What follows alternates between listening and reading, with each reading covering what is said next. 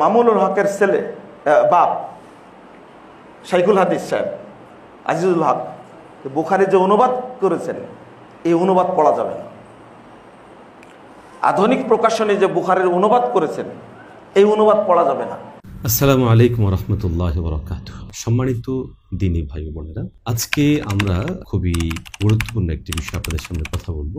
আপনারা নিশ্চয়ই সাম্প্রতিক আহলে হাদিস মতাদর্শ প্রচারক এবং আহলে হাদিসদের উল্লেখযোগ্য যে সমস্ত আলেম রয়েছেন তার মধ্যে অন্যতম শেখ মুজাফফর বিন মুহসিনের একটি বক্তব্য শুনেছেন। তিনি তার সেই বক্তব্যে বাংলাদেশে হাদিসের খেদমতে যিনি অত্যন্ত গুরুত্বপূর্ণ ভূমিকা রেখেছেন, শেখুল হাদিস বলতে আমরা এখনো পর্যন্ত সারা বাংলাদেশের মানুষ যাকে এক ডাকে এক নামে চেনে, শেখুল হাদিস আল্লামা আজিজুল হক রহমতুল্লাহ আলাই, তিনি শুধু দর্সে হাদিসের মধ্যে সীমাবদ্ধ ছিলেন না, বরং তিনি উম্মার কথা চিন্তা করে উম্মার জন্য তিনি সেই হাদিসগুলোকে আবার অনুবাদ করে গিয়েছেন। এই জন্য বাংলাদেশে যে সমস্ত ওলামা উম্মার কল্যাণকে সামনে রেখে সর্বপ্রথম বুখারী শরীফের অনুবাদের দিকে খেয়াল করেছে, তার মধ্যে শেখুল হাদিস আল্লামা আজিজুল হক রহমতুল্লাহ আলাই নাম না নিয়ে এবং শেখুল হাদিস আল্লামা আজিজুল হক রহমতুল্লাহ আলাইহের যে অবদান সেটাকে উল্লেখ না করে কোনো অবস্থানে থাকার সুযোগ নেই। প্রিয় দর্শক, আমরা অত্যন্ত দুঃখজনকভাবে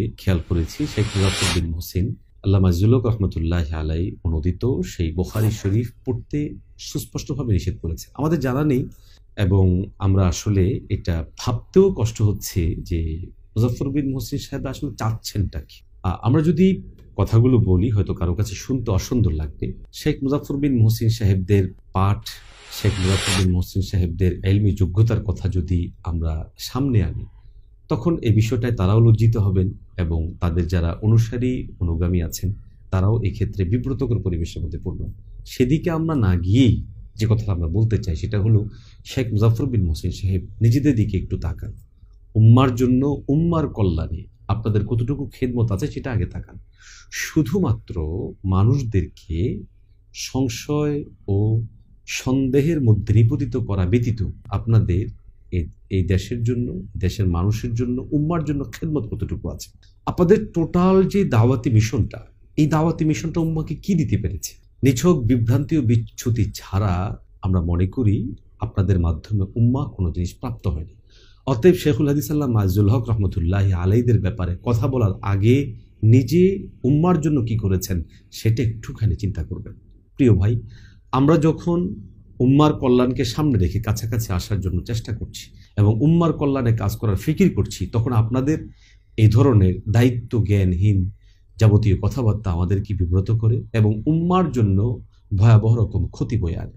আমি মনে করি আহলে হাদিস মতাদর্শ বাংলাদেশে এখন বিভিন্ন মানুষজন এর সাথে যুক্ত হয়েছে, তাদের সকলের এই বিষয়গুলো চিন্তা করা উচিত এবং এই বিষয়গুলো ফিকির করে তাদের সামনে চলা উচিত। আমরা পরিষ্কারভাবে বলছি, সহিহ বুখারী শরীফের শেখুল হাদিস আল্লামা আজিজুল হক রহমতুল্লাহ আলাইহি যে বিশাল খেদমত করেছেন, এই খেদমত উম্মার জন্য কল্যাণকর। অতএব সাধারণ যারা বুখারী শরীফ পড়তে চান তাদের জন্য এবং উলামা যারা বুখারী শরীফের ব্যাখ্যা বিশ্লেষণ জানতে চান তাদের জন্য হযরত আল্লামা আজিজুল হক রহমতুল্লাহ আলাইহির অনুবাদকৃত এই বুখারী তাদের জন্য পাথেয় এবং তাদের জন্য এটা হাতিয়ার বলা যেতে পারে। অতএব সহিহ বুখারী শরীফের ব্যাপারে মুজাফফর বিন মুহসিন সাহেবের যে বক্তব্য, এটা সম্পূর্ণ অগ্রহণযোগ্য। এই বক্তব্য সম্পূর্ণভাবে পরিত্যাজ্য। এই বক্তব্য কোনোভাবেই গ্রহণ করা যায় না। আমরা আহলে হাদিস মতাদর্শী যে সমস্ত ভাই ও ব্যক্তিবর্গগণ আছেন তাদের প্রতি উদাত্ত আহ্বান জানাবো, শেখ মুজাফফর বিন মুহসিন সাহেবকে আপনারা নিয়ন্ত্রণ করুন। উনি বিভিন্ন সময়ে বিভিন্ন কথা বলেন যে কথাবার্তাগুলো একেবারেই সীমা লঙ্ঘন করে ফেলে, যেগুলো উম্মার জন্য ক্ষতি বয়ে আনে।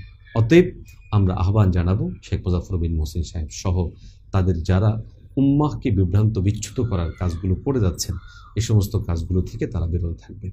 আল্লাহ আমাদের সবাইকে হেদায়েতের উপর পরিচালিত করেন। আমিন।